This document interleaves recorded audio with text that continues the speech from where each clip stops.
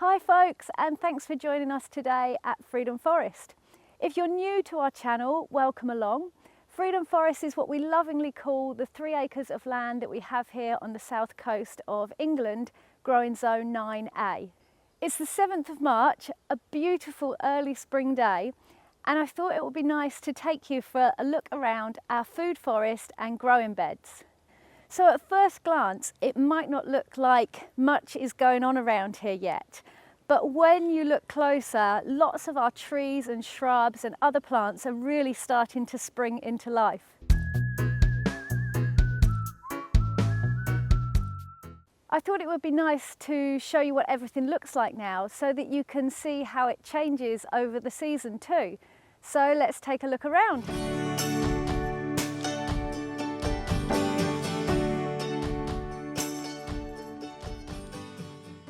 So over here as we come in, we've got a little elderberry seedling that we transplanted, which as you can see is sprouting away now. So I think there's a couple of them down there actually. So really excited to introduce some elderberries into the food forest because that's something that I currently go foraging for wildly. And then we've got our family pear tree.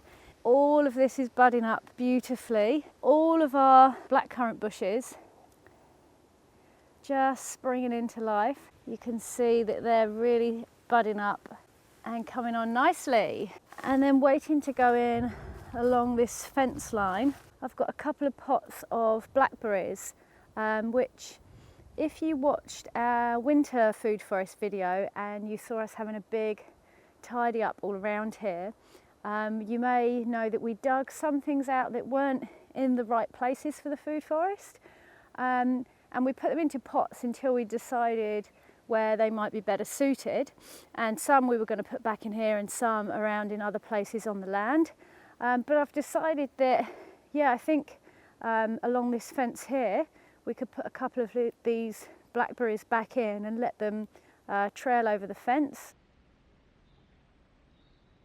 And then down here in the most sheltered corner of the food forest is probably the strongest growing of about 3 fig trees that we've got in here.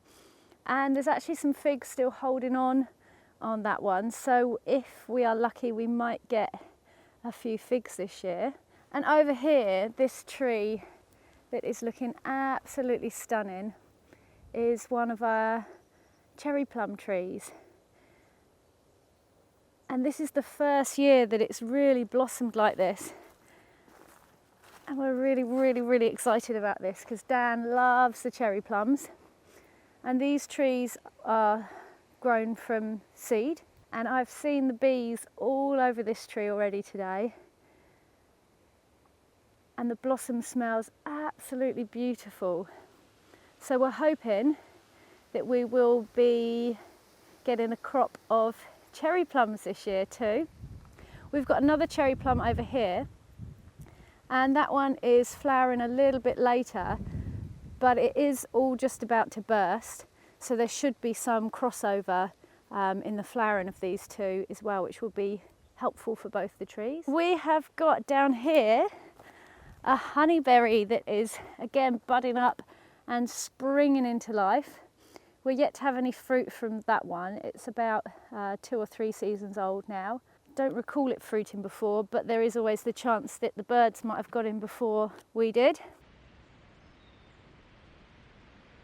All along this section of the food forest, we've got lots of blueberry bushes.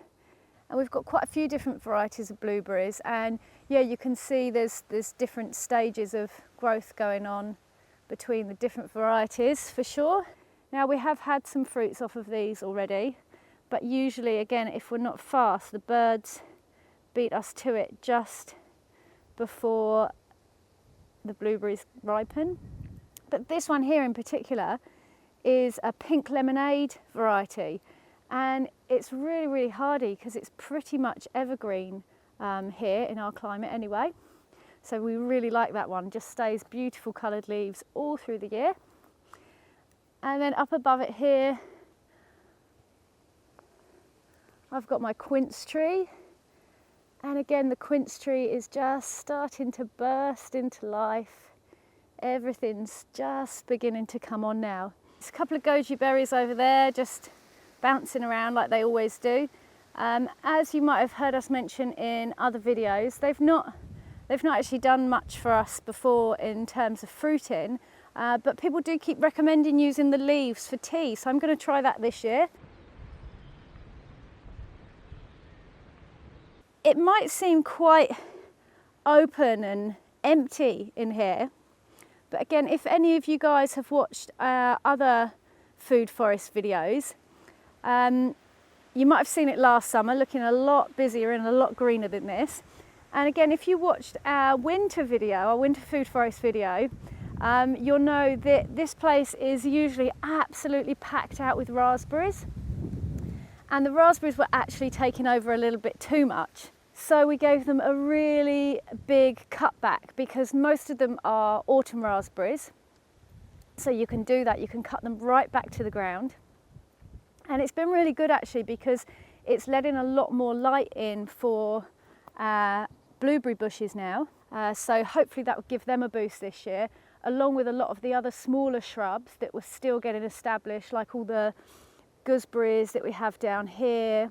Letting a lot more light into the food forest was something we felt was important right now. And all the raspberries are just starting to come back up.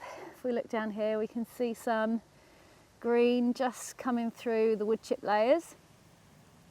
And what we plan to do this year is just strim paths through all the raspberries and create walkways where we want them, and we're going to see how that goes this year.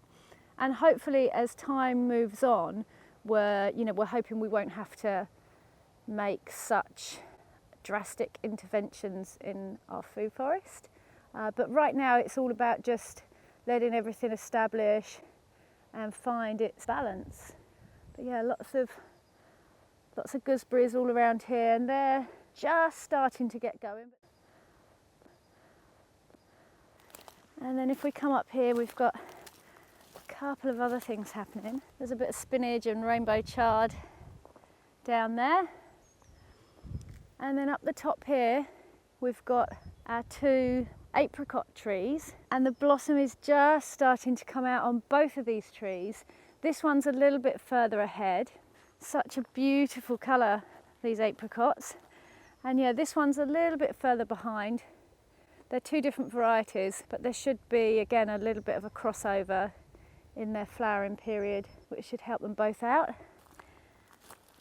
And then this is kind of a herb patch over here, mostly being taken over by mint, which is spreading itself all around the food forest slowly, but we're not too worried about that just yet. We'll see how it goes. And then over here we've got some of our summer raspberries.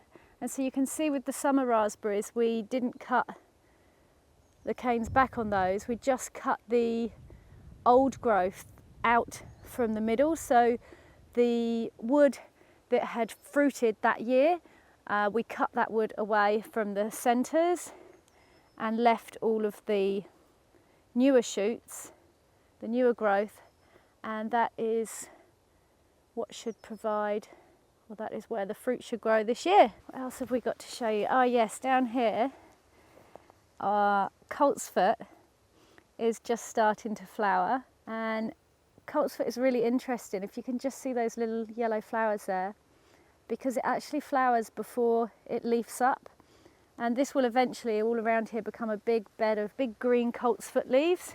We've got some chives down here poking their head through. There should be quite a few of those dotted around. They did get eaten by rabbits last year, who managed to find some weak spots in our fencing, but we think we fixed that up now. And then down here is where I've got my schizandra, one of 2 schizandra plants, which I'm really excited about. And they've done fine over the winter, and they're starting to bud up and start to put on some growth. I think they are very slow growing, so I'm not expecting too much from them just yet, but they are coming along, so that is all good. And we've got lots of strawberries that we're trying to establish as an edible ground cover all throughout the food forest, and they are starting to do a really good job of spreading around, so they can just keep going happily. There is lots more obviously growing in our food forest, but I'm just sort of showing you the things that are springing into life right now. Oh, I nearly forgot over here. Not sure if you can see. It's a little bit in the shade. We've got a couple of rhubarb crowns here. One of them's a bit further ahead than the other, but they are definitely springing into life. This is our evergreen sort of shelter belt here, and we've got flax that we use for twine. We've got some beautiful Laquatries. Now, we're not really expecting to get anything much from the Laquats, but Dan just absolutely loves the foliage of them. And then along here as well, we've got some strawberry trees, and they put out a few flowers last year, and we're hoping for some more this year. And they're quite different to the strawberries that most of us know. They're a little bit kind of seedy and spongy, but they're a really interesting flavour, and I'm looking forward to trying some jams and various other things with those when they get going. And then we come up here, and this is kind of coming out of the food forest area now a little bit.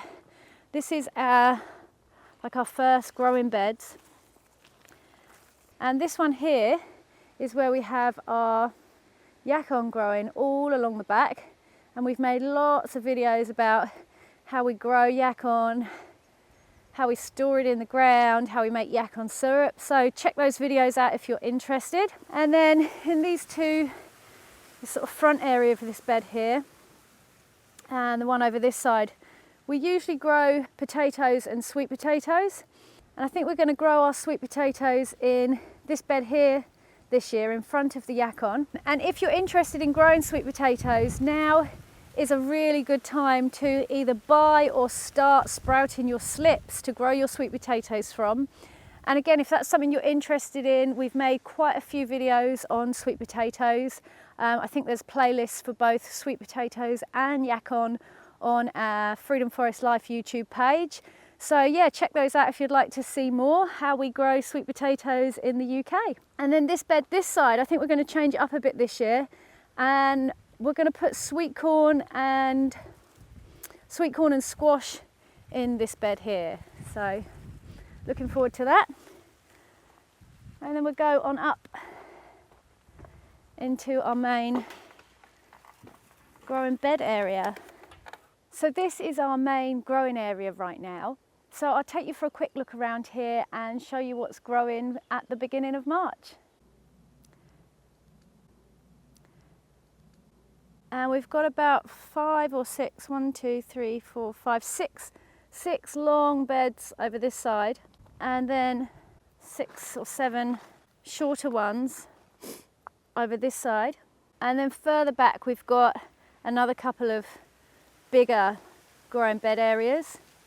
And I'm kind of in between stages with some of these beds at the moment. Some of them, like this one here, have been prepped up at the back end of last year with fresh compost and or wood chip on top and just left to settle in.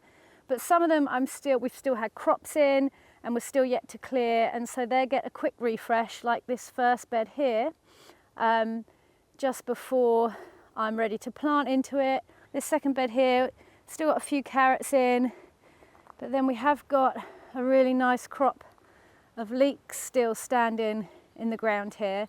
And we'll just leave those standing in the ground for as long as possible and just harvest and use them as we need to. And then you might have noticed here this big kind of mat of green. I'm not sure what you'll be able to see on this screen, but it probably looks like a whole load of weeds. And there are a few, there's a bit of grass and a few bits and pieces mixed in there. But it's actually a big patch of self-seeded lamb's lettuce, and that makes a beautiful fresh salad at this time of the year. So It's a little bit wild, but we kind of let it do its thing because it's really useful, and it always pops up in the depths of winter when there's not much else going on. And then we just tidy that away when we need. This bed here is all ready to go. And I think I'm going to be planting parsnips in this bed here this year. And then up here, we've got the next bed up, kind of starts off as 2 fingers, and then it joins into one long bed again. And this bed is still got quite a lot of carrots that we're still harvesting from. Again, we just pull them out of the ground as we need them. They are starting to get a little bit damaged and a little bit past their best now, but it's still really nice just to be able to pull them out of the ground fresh. And for us right now, it's a really good way just to store them for the winter where we are quite short on storage space. And then in the 2 fingers that come off of there's just a few scraps of turnips left in the ground, and I've been harvesting from those up until quite recently. There might still be a couple of decent ones left in there. And then coming up the top over here in this bed, which is just a little bit in the shade, this is a massive bed of Jerusalem artichokes.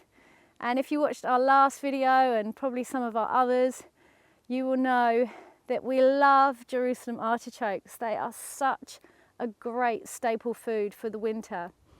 And we just let them do their thing up there. It doesn't really matter right now if they take over the whole of this area, so we just take what we need and then we leave the rest to spread, which they do really happily. And then if we come along here, this is one of my favourite sights to see at this time of year. This is my garlic bed, and we've got 2 types of garlic planted in here.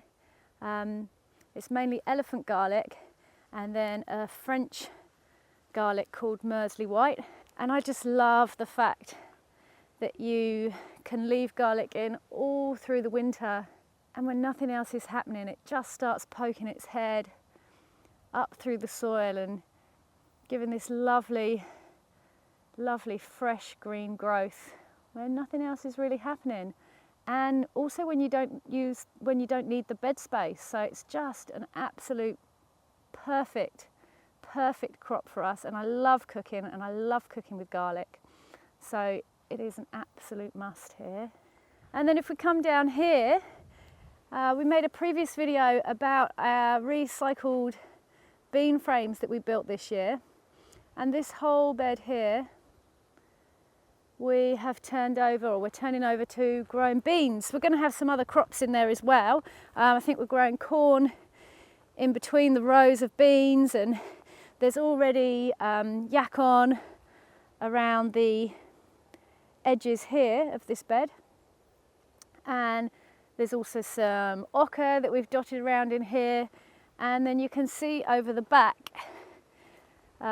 where all the mashua was last year, and we really like to use the mashua as a ground cover just as much as an edible crop. It makes a really, really good ground cover. And then one thing that I'm really excited about again for this time of year, early spring, is that my broad beans, which I planted back at the end of last year, are all starting to poke their heads up through the soil. So yeah, so basically we've got the bean frames that we're going to be using for growing beans to dry, so they'll just be planted and left right until the end of the season. First off, yeah, we've got the broad beans that have been planted in between the A-frames, and then yeah, there's going to be corn in between the rows of the A-frames, and whatever else we decide to dot into this bed to make it a beautiful, diverse space. And then finally over here, probably the last bed that's got anything much going on in it at the moment, there's these 2 beds here, and these are our strawberry beds. I've given them a good covering of wood chip to give them a little feed, and that should also help to kind of weed out the older plants and let the younger, stronger ones come up through. So I'll be excited for the strawberries getting going anytime soon. Still got a couple of beds to sort out. This bed here, I think that was spinach and goodness knows what else in there. That's another one that I need to clear down still, clear out and then refresh, ready for planting. But pretty much got our planting plan worked out for these beds for this year, so maybe I'll share that with you on another video. We really hope you've enjoyed having a look around Freedom Forest with us today. If you have, don't forget to click the thumbs up button just below this video to give us a like, and also leave us a comment to let us know. We love hearing from you guys, particularly your ideas and thoughts as well, as it's a great way for us all to share information. So comment away down below. Also share this video with your friends and on your social media, as that really helps us to get our content out to more beautiful people like you. And also don't forget to subscribe to our channel. It is the best way that you can help support us and what we do here. Happy gardening, friends. Peace and plants.